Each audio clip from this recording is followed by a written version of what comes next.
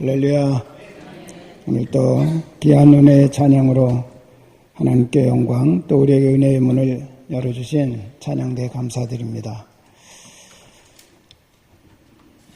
지난 화요일날 교동협의회가 있었습니다.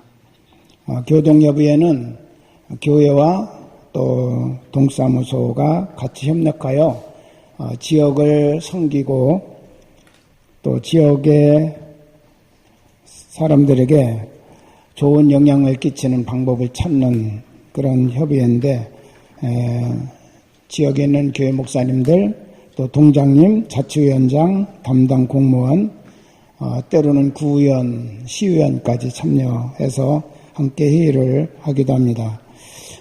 이번 모임에서는 주의제를 다루기 전에 우리가 이야기를 나누는데 보니까 주로 세 가지 주제가 핵심이었습니다. 북핵 문제, 또 한진 해운을 의시한 해운업의 여러 가지 도산 문제라든지, 또 가장 크게는 경주 지진이 가라앉지 않고 계속해서 진행되고 있는 그런 부분에 대한 우려와 두려움, 이런 것들이 주로 핵심적인 주제였습니다. 이야기를 나누면서 저희 마음속에 그런 생각이 왔습니다. 이런 때 우리가 줄 수 있는, 그리스도인으로서 줄 수 있는 것이 무엇일까? 이렇게 생각을 하다가 제가 그런 말씀을 드렸어요. 여러분에게 목사로서 이런 상황과 이런 마음가짐을 가지고 있을 때 제가 줄 수 있는 선물은 단 한 가지입니다. 하나님의 말씀으로 여러분의 마음에 의로를 주기를 원합니다. 그리고 이사야 41장 10절 말씀을 그들에게 소개를 했습니다. 두려워하지 말라, 내가 너와 함께함이라. 놀라지 말라, 나는 네 하나님이 됨이라. 내가 너를 굳세게 하리라. 참으로 너를 도와주리라. 참으로 나의 의로운 오른손으로 너를 붙들리라. 이 말씀을 선물로 주고 함께 기도를 했습니다. 물론 거기에 동장님을 의시해서 많은 분들이 크리스찬은 아닙니다.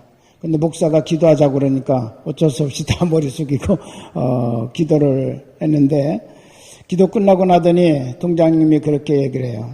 목사님 그 성경 말씀을 주시고 기도해 주니까 참 자기들의 마음이 평안하고 좋다. 그래서 한 주일 동안 그것이 그분들만의 마음일까? 우리 국민 전체의 아마 공통적인 그런 마음이 아닌가. 그렇다면 우리 하나님께서 이런 상황에 있는 우리 대한민국과 우리 국민들, 그리고 성도들에게 주시고자 하시는 마음이 어떤 마음이고 어떤 말씀을 주시고 싶어 하실까 생각을 하다가 오늘 말씀을 제가 묵상하게 되었습니다. 오늘 성경 말씀은 바울이 로마 황제에게 재판을 받기 위해서 배를 타고 지중해를 항해하는 기록의 일부입니다. 항해하기가 어려운 때였습니다. 그렇기 때문에 사도 바울은 너무 조급하게 서둘지 말고 여기에서 겨울을 나고 봄철 되면 출발하자라고 그렇게 제안을 했는데, 선장, 항해사 이런 사람들은 자신들의 경험, 기술, 전문성, 그리고 장비를 믿고, 또 백부장도 제수 바울이 말하는 그 말보다는 전문가인 선장과 선주의 말을 더 신뢰하고 항해를 결정하게 되었습니다. 때마침 남풍까지 순하게 불어왔습니다. 그래서 그들은 자신들의 판단이 옳다고 여기고 의기양양하게 출발합니다. 얼마 가지 않아서 태풍이 일어나기 시작을 했습니다. 유라굴로라고는 광풍이라고 그렇게 말했습니다. 일반 태풍보다도 좀 더 무서운 광풍이에요. 미칠 광자. 바람이 미치게 돌아가는데 방향도 없이 이리 불었다 저리 불었다 하니까 이게 갈피를 잡지 못하고 배를 어떻게 운전해야 될지 알지 못하는 그런 상황이 돼버린 거죠. 그래서 결국은 광풍에 밀려서 지중해 깊은 바다로 끌려갔는데, 침몰을 두려워한 선원들은 처음에는 밧줄로 선체를 감아서 배를 보호하다가 배의 연장을 버리고 이튿날에는 배의 화물을 바다에 다 던져버립니다. 암초에 걸리지 않고 또 모래톱에 걸리지 않도록 하기 위해서, 배를 가볍게 하기 위해서 이런 조처를 취한 거죠. 그리고 사흘째는 그들이 마지막 생명처럼 지니고 있어야 될 항해 기구들을 다 던져버렸습니다. 이제 이것도 필요 없다. 말을 듣지 않으니까 배가 아무리 자기들이 사용하는 항해 도구를 가지고 움직이려 해도 배가 제대로 움직여지질 않는 거예요. 통제가 안 되는 거예요. 이런 구역지책을 다 써봤는데도 불구하고 배는 전혀 통제가 되지 않고 제멋대로 움직였습니다. 당시에는 별자리를 보고 햇사람들이 방향을 잡고 항해를 했는데 며칠에 걸쳐서 캄캄한 밤에 별빛 하나 없고 햇빛도 가려져서 캄캄했다, 그렇게 말합니다. 그러니까 이들이 방향을 잡을 수가 없습니다. 성경은 그들이 구원의 여망마저 없어졌다라고 그렇게 표현합니다. 그들이 신뢰했던 모든 것들, 거대한 시련과 위기 앞에서 하나도 빠짐없이 다 무용지물이 되어버렸고, 버리지 않으면 살 수 없는, 생명을 위해서는 자기들이 의존해서 이것 있어야 나는 살아갈 수 있다고 생각했던 모든 것 다 버릴 수밖에 없는 그런 상황에 처하게 되었습니다. 그런 절망과 고통 속에서 14일을 먹지 못하며 지내야 했습니다. 사람들은 풍랑을 보고 두려워하고 있었지만 오직 한 사람, 사도 바울은 그런 상황에서 하나님을 바라봤습니다. 풍랑을 바라본 것이 아니라 하나님을 바라보고 기도하고 있었고, 결국은 하나님을 만나 뵙고 하나님의 응답을 받았다라고 성경은 말합니다. 24절을 보면 바울아 두려워하지 말라, 네가 가이사 앞에 서야겠고 또 하나님께서 너와 함께 항해하는 자를 다 내게 주셨다라고 그렇게 우리 하나님께서 말씀하셨습니다. 오늘 우리는 이 본문의 말씀을 통해서 진정한 하나님의 사람이 서야 될 자리가 어디고 또 하나님의 사람으로서 해야 될 일이 무엇인가라는 것을 우리는 배울 수 있게 됩니다. 사도 바울은 이런 기도와 그리고 기도의 응답을 통해서 몇 가지 사실을 우리에게 밝히 보여주고 있습니다. 첫째는 우리 그리스도인들은 어디에서 어떤 상황에서 특별히 고난과 어려움의 환경 가운데서 우리 그리스도인들은 바로 그곳에 참된 지도자로 서야 된다는 사실을 우리에게 보여주었다는 것입니다. 사도 바울이 타고 있던 배에 276명이 타고 있었습니다. 처음 출발할 때는 선주도 있었습니다. 선장도 있었습니다. 특별히 백부장도 있었습니다. 그래서 그들이 다 276명을 지도했고 통제했습니다. 그래서 그들이 질서 있게 움직이면서 좁은 배 안에서 어려움없이 생활하고 있었습니다. 그런데 유라굴로 광풍에 14일 동안 휘둘리면서 칠흑 같은 캄캄한 시간을 보내다 보니까 모두가 다 한 사람도 예 없이 두려움에 사로잡혀 버렸습니다. 어느 누구도 그들을 이끄는 사람이 없었어요.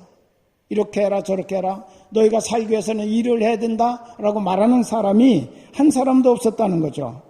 또 누가 지시한다고 해도 지금 통하지 않는 그런 통제불능의 상황에 이 배는 처하게 되었다는 것입니다. 그런 절망적인 상황 속에서 사도 바울이 혼연히 일어났습니다. 그리고 그들을 돌보고 희망의 미래를 바라보게 했고 구원의 소망을 갖게 만들었다는 것입니다.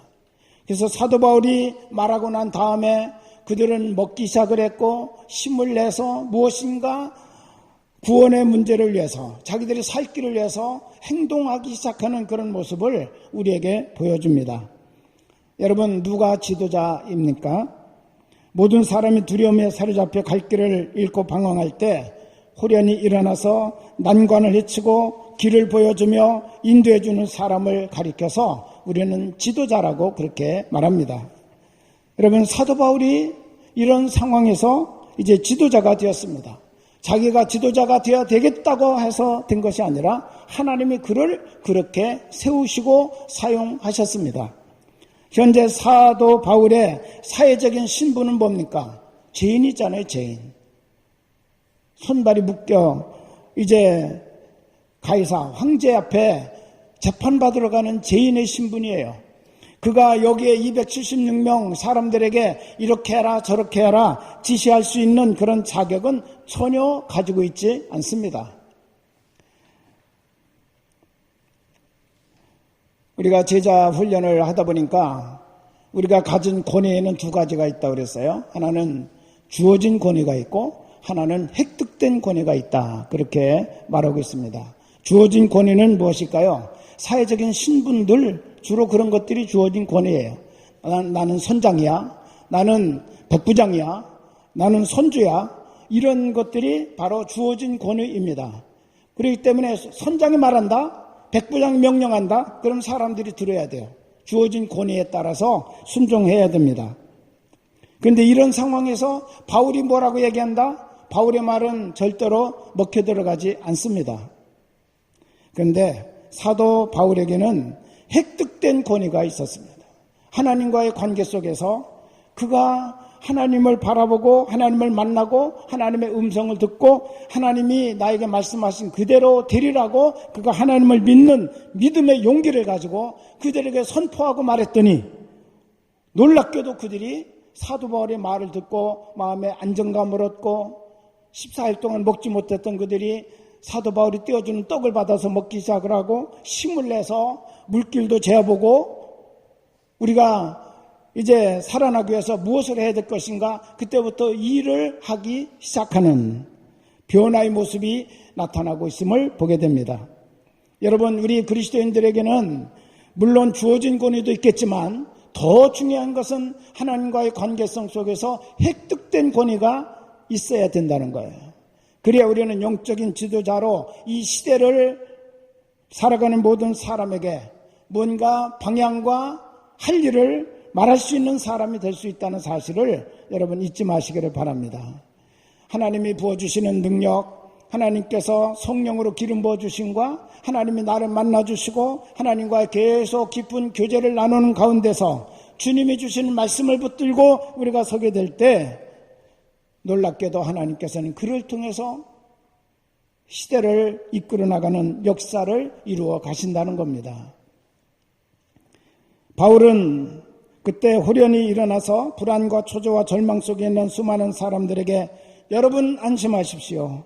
여러분은 결코 죽지 않습니다. 라고 그렇게 선포하면서 배는 부서질 것이고 모든 재물도 다 잃어버릴 것이지만 그러나 안심하십시오. 여러분의 생명은 하나님이 지켜주셔서 한 사람도 죽음에 이르지 않을 것입니다. 라고 그렇게 담대하게 말할 수가 있었다는 것입니다. 여러분, 어떻게 바울이 이런 말을 담대하게 할 수 있었을까요? 지금 갑자기 안 보이던 별빛이 보였다든지 캄캄했던 그 낮에 구름이 약간 걷혀서 햇빛이 희미하게 보였다든지 바람이 강하게 불더니 갑자기 조금 그 강도가 약해졌다든지 파도가 7m, 8m, 10m까지 올라가더니 한 5m로 떨어졌다든지 뭔가 징조가 있었더라면 사람들이 그렇구나, 이게 뭔가 변화가 있구나, 환경의 변화를 보면서 사람들이 사도 바울의 말을 인정했을 텐데 지금 여전히 별빛은 보이지 않습니다. 햇빛이 가려져서 캄캄합니다.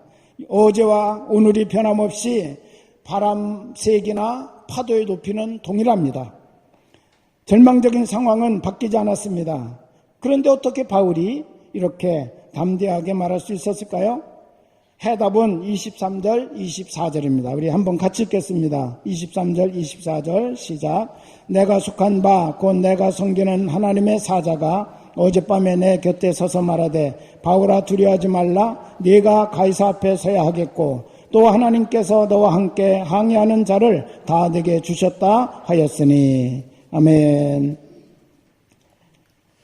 무엇입니까? 한마디로 표현해서 내가 어젯밤에 하나님을 만났고 하나님의 말씀을 들었다. 나는 그 하나님이 나에게 하신 말씀 그대로 이루실 것이라는 사실을 나는 하나님을 믿는다라고 그가 선포하고 있습니다.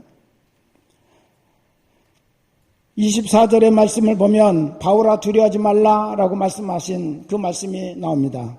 그렇다면 바울이 지금 전혀 사람들은 유라굴로 광풍 때문에 두려워 떨고 먹지도 못하고 있는데 사도 바울은 당당하고 평안하고 담대해서 그들과 전혀 상관없이 먹고 힘을 얻고 지금 그렇게 평안하게 노래 부르며 서 있습니까? 사도 바울도 역시 광풍 속에서 두려움에 떨고 있었다고 말합니다. 다만 다른 게 있었다면 다른 사람은 두려워 떨고 있는데 사도 바울은 하나님을 바라보고 하나님께 기도하고 있었다는 거예요. 엎드려 기도하고 있었다. 다만 그 차이가 있을 뿐이지 사도 바울도 역시 똑같은 인간이었어요. 두려움을 벗어나지를 못했어요. 여러 가지 사람들의 곤고한 어려움이 닥칠 때마다 늘 염려하고 걱정할 수 있는 그런 인간에 불과했다고 이와 같이 말합니다.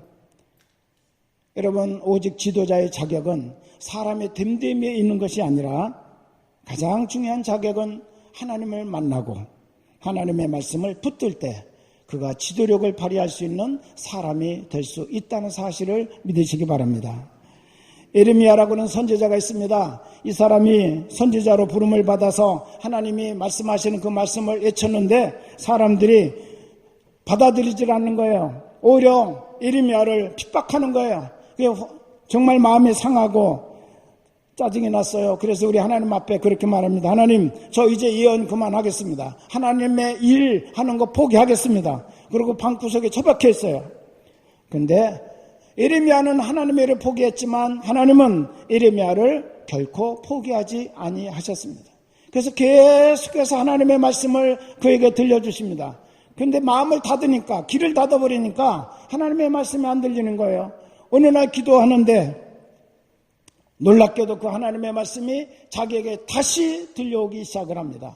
그 말씀을 듣는 순간에 가슴이 뜨거워졌다고 그렇게 말했어요. 견딜 수가 없게 되었어요. 그래서 다시 방 안에 주저앉아 있던 에레미야가 벌떡 일어나서 밖으로 나가서 사람들이 듣든지 안 듣든지 하나님께서 선포해 주셨던, 자기에게 들려주셨던 그 말씀을 가지고 사람들에게 선포하기 시작을 했다라는 것입니다. 사람이 새롭게 되는 것, 자기 어떤 의지를 드는 것이 아니라 하나님께서 그렇게 만들어 나가신다는 사실을 믿으시기를 바랍니다.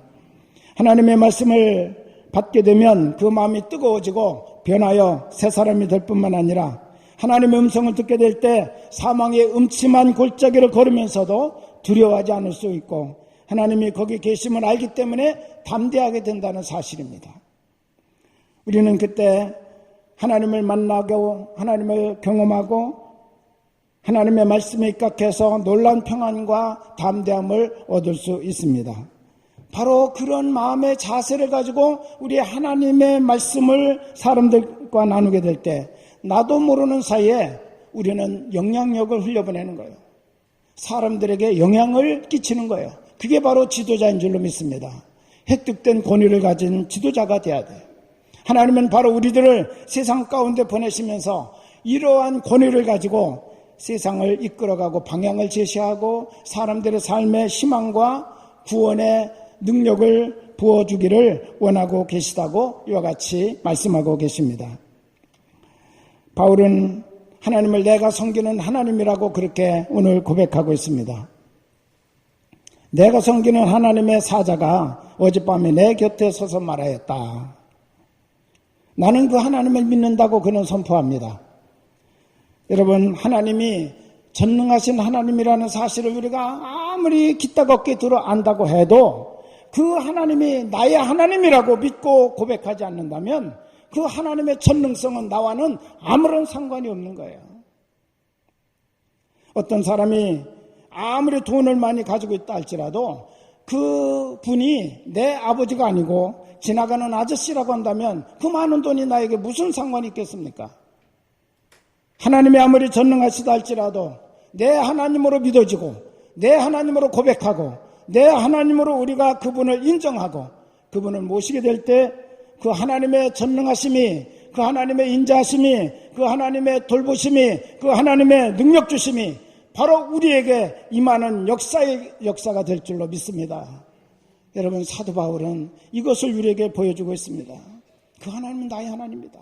나는 그 하나님의 말씀하신 것 그대로 될 줄로 나는 하나님을 믿는다. 여러분, 이것이 바로 지도력인 줄로 믿습니다. 우리는 세상 가운데 담대하게 하나님을 만난 사실, 하나님이 우리에게 말씀하시는 것, 하나님이 우리에게 부어주시는 그 은혜를 말할 수 있는 사람이 돼야 돼요. 그 사람이 안 듣는 것 같아도 영향을 받습니다. 그 사람이 거부하는 것 같아도 그 말씀은 그 심령 속에 들어가 꽂힌 화살과 같이 그의 마음을 새롭게 만들어 나가게 되는 줄로 믿습니다. 우리 사도 바울은 바로 이러한 그가 기도 응답을 받고 나서 하나님이 자기를 만나주신 것과 하나님이 자기에게 말씀하신 것을 276명의 사람들과 나누게 됐을 때 일어나는 변화를 보면서 나는 절대로 여기에서 겉으로 드러난 지도자는 아닌데 우리 하나님이 나에게 지도력을 주셨구나. 이들을 살리게 하시는구나. 나를 통해서 이들이 살 수 있도록 이끌어가게 하시는구나. 이 놀라운 사실을 그는 체험하게 되었다는 것입니다. 오늘 우리 하나님께서는 거룩한 하나님의 자녀들로서 세상 가운데 이런 삶을 살아갈 수 있도록 이끌어가기를 원하시고 세우기를 원하신다는 사실을 믿으시기를 바랍니다. 오늘 24절을 보면 사명이 있는 자는 망하지 않는다는 사실을 또한 사도 바울은 우리에게 일깨워 주었습니다. 바울아, 두려워하지 말라. 네가 가이사 앞에 서야 하겠고 또 하나님께서 너와 함께 항해하는 자를 다 내게 주셨다.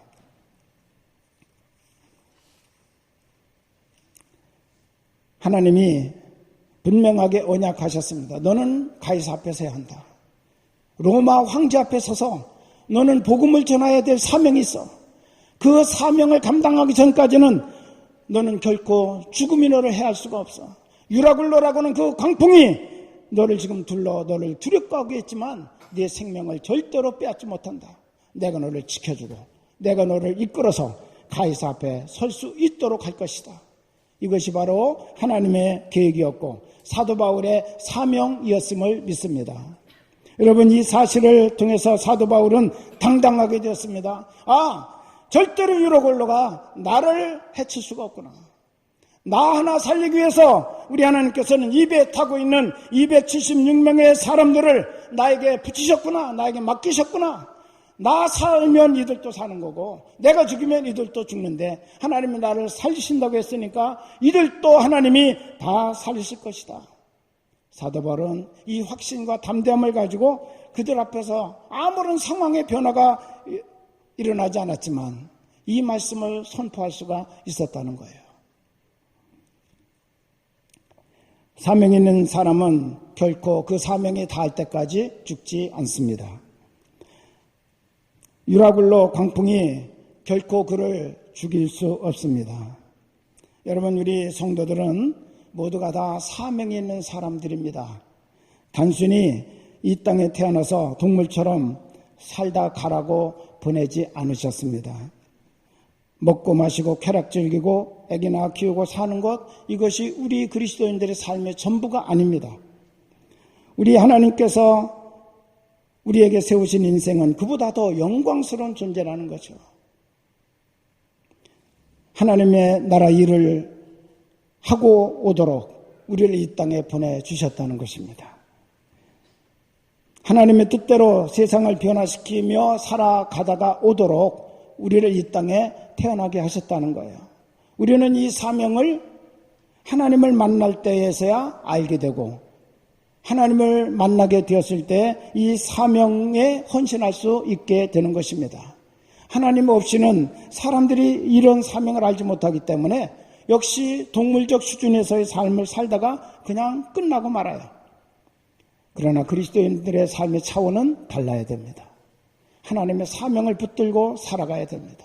하나님의 영광을 위해서 살아가는 삶의 꿈을 꾸고 비전을 품어야 합니다.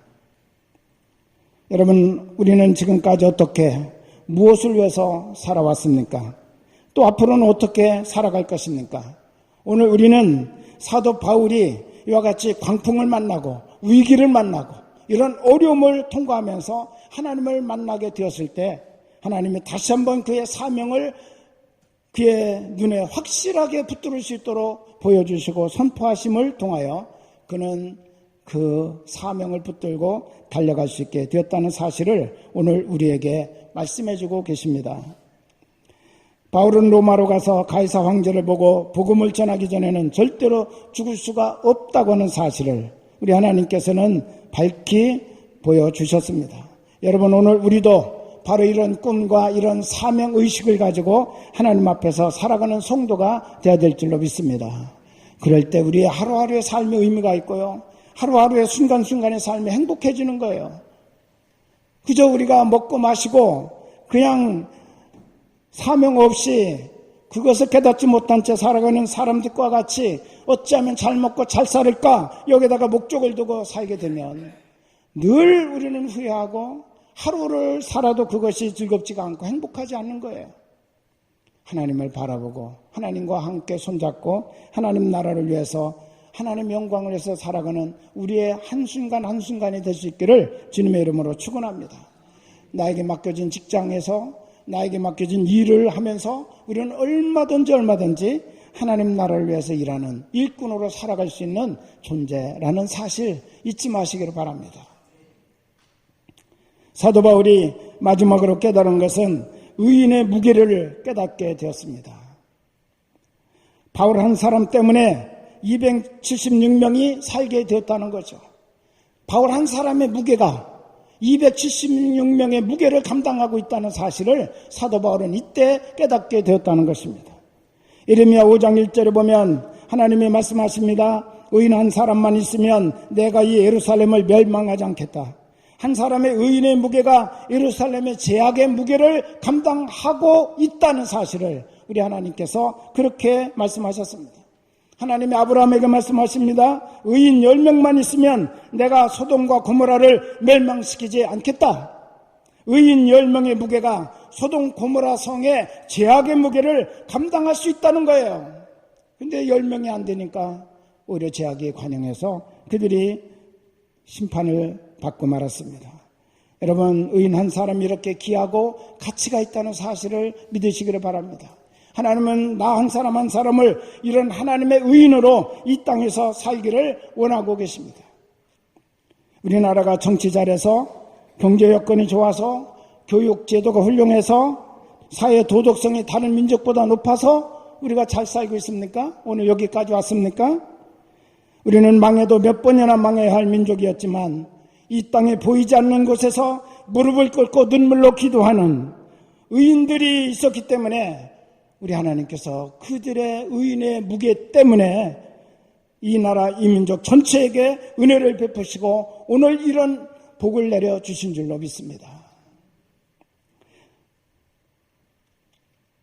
하나님의 영광을 위해서 목숨 걸고 믿음을 지키다가 순교당한 순교자들의 피가 이 땅을 적셨기 때문에 하나님께서 그들을 보시고 우리 모두에게 살 길을 열어주시고 복을 내려주셨다는 사실을 우리는 잊지 말아야 될 것입니다. 이제 우리는 기도해야 됩니다. 북한이 심판받아 망하지 않도록, 오히려 북한이 하나님의 은혜를 받고 구원받아 함께 살아갈 수 있도록 우리에게 기도의 사명과 책임이 있다는 사실을 우리는 잊지 말아야 될 것입니다. 북한이 심판받아 무너지면 우리도 함께 그 피해를 입는 거예요. 우리는 그 북한이 심판이 아니라 하나님의 구원받아서 함께 살 수 있는 그런 길을 열어주시도록 우리 하나님 앞에 북한을 품고 기도하는 성도가 되어야 될 것입니다. 이런 하나님의 거룩한 성도들 때문에 우리 하나님이 진실로 이 땅 위에 하나님의 새 역사를 이루어 주실 줄로 저는 확실히 믿습니다. 바울이 가이사 앞에 서서 복음을 전해야 하기 때문에 죽을 수가 없었고 바울 한 사람 때문에 276명을 살려주시겠다고 하셨던 하나님, 오늘 우리에게도 네가 있기 때문에, 너의 기도 때문에, 너의 헌신 때문에, 네가 하나님의 나라를 사모하기 때문에 내가 너를 보고 너의 기도를 듣고 내가 이 백성을 살리고 이 백성에게 은혜를 베풀겠노라 라고 말씀하시는 그 음성을 우리가 들어야 되지 않겠어요? 시대마다 하나님의 의인들이 필요합니다. 여러분, 사도 바울이 탔던 알렉산드리아호에는 사도 바울을 의시해서 276명이 함께 타고 함께 운명을 같이 했습니다. 오늘 지금 나와 한 배를 타고 같은 운명의 선상에 서 있는 사람이 누구입니까? 가장 작게는 나의 가족이 될 것입니다. 또 우리의 이웃들이 될 겁니다. 우리의 직장 동료가 바로 나와 한 배를 타고 있는 우리의 운명 공동체일 것입니다. 또 한 민족입니다.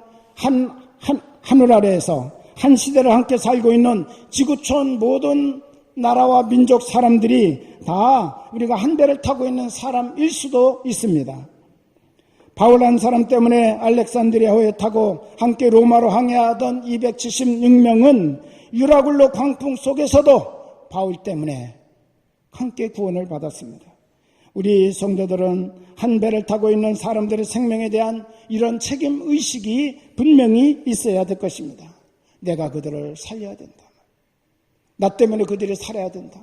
나 때문에 손해받고, 나 때문에 고통당하고, 나 때문에 어려움당하고, 나 때문에 절망하고, 나 때문에 아파하는 그런 사람들이 아니라 나로 인연하여 그들이 희망을 가지고, 나로 인연하여 그들이 소망을 가지고 새 생명을 얻고 더 풍성한 삶을 살아갈 수 있는 그런 삶의 자리에 이르도록 하기 위해서 오늘 나와 한 배를 타게 하셨다라고 하는 사실을 우리는 생각해야 될 것입니다. 그들은 두려움에 떨며 어찌할 바를 모르고 방황할 때 우리가 해야 될 일은 엎드려 기도하는 일입니다. 그래야 그들을 지도하고 구원의 길로 그들을 인도할 수 있습니다. 그들이 무엇을 해야 할지 몰라 쩔쩔매고 있을 때 우리는 하나님을 만나고 하나님 앞에 귀 기울여 하나님의 음성을 들어야 합니다. 그래야 우리는 담대하게 그들이 꼭 들어야 될 위로를 선포할 수 있고 희망을 선포할 수가 있는 것입니다. 오늘 사도행전 27장을 보면 안심하라, 두려워하지 말라, 안심하고 라고는 단어가 4번이나 나옵니다. 즉 사도 바울의 위로의 말을 듣고 그들의 마음에 평안이 왔다는 것입니다. 이제는 그들이 안심하게 되니까 배불리 먹었다고 그랬습니다. 하나님이 열어주시는 구원의 길을 한 걸음씩 한 걸음씩 그들이 걸어나가기 시작하는을 보게 됩니다. 오늘 26절, 25절, 26절을 우리 한번 같이 읽겠습니다. 그러므로 여러분이 안심하라. 나는 내게 말씀하신 그대로 되리라고 하나님을 믿노라. 그런즉 우리가 반드시 한 섬에 걸리리라 하더라. 예, 사도 바울이 이렇게 선언한 다음부터 서서히 광풍이 사그라들기 시작합니다. 변화가 일어나기 시작합니다. 그것을 어떻게 하나요? 27절에 보니까 그날 밤 사도 바울이 말했던 그날 밤에 자정쯤 되어서 사공들이 물길을 재보니까 처음에는 20길이었는데 그 다음에 조금 더 진행해서 재보니까 15길이 되더라는 거예요. 이게 무슨 말이에요? 육지가 캄캄해서 자정이니까 뭐가 있는지 앞에 뭐가 있는지 보이진 않지만 물길을 재어보고 그 깊이를 재어보니까 점점 땅이 있는 곳으로 가까이 배가 다가가고 있구나라는 사실을 감지하게 되었다는 거죠. 캄캄한 절망의 늪에서 지금 빠져나오고 있다는 사실을 그들은 알게 되었습니다. 배가 바람에 밀려가는 것 같이 보였지만 그 바람을 주관하시는 분은 하나님. 그 배를 자기들이 마음대로 움직일 수가 없었지만 하나님은 결국 그 배를 바울을 살리고 바울로 인연하여 276명을 살리기 위해서 그 바람으로 육지가 있는 곳으로 이 배를 이끌어 가셨다는 사실을 우리에게 보여주고 계십니다. 왜 이런 상황이 변화가 일어납니까? 바로 사도 바울 때문에, 하나님의 의인 사도 바울 한 사람 때문에 일어난 사건이라는 거죠. 그들은 이런 것들을 잘 몰랐지만 35절 36절에 보니까 사도 바울이 이것을 알려줬습니다. 떡을 가져다가 모든 사람 앞에서 하나님께 축사하고 감사기도 했다는 거죠. 떼어 먹기를 시작하며 그들도 안심하고 받아 먹으니 38절에 배부르게 먹었더라 라고 말씀합니다. 유라굴로가 경험되었기 때문에 그들은 하나님의 존재를 알게 되었고 하나님께 모두가 다 함께 사도 바울을 의시해서 함께 감사기도 드리면서 하나님의 은혜를 나누게 되었다는 것입니다. 여러분, 우리의 폭풍은 사람들을 두렵게 하고 떨게 하고 모든 것을 잃어버리게 하지만 믿음의 사람에게 있어서 폭풍은 기도하게 하는 폭풍입니다. 하나님을 만나게 합니다. 세상을 돌보고 살리게 합니다. 다시 한번 사명을 깨닫고 헌신하게 만듭니다. 그리고 세상을 향해서 당당하게 복음을 전할 수 있도록 만들어 주신다는 사실을 잊지 마시기를 바랍니다. 그래서 우리들을 폭풍 속에서 지도자로 세우시고 세상을 이끌어가고 구원의 길로 인도하는 하나님의 사람으로 세우기를 하나님은 원하고 계시다는 것입니다. 여러분의 삶에 폭풍이 일어나고 있습니까? 때로는 건강의 폭풍이, 또 때로는 물질의 폭풍이, 때로는 관계의 폭풍들이 일어날 수 있습니다. 예상하지 못했던 이런 폭풍들이죠.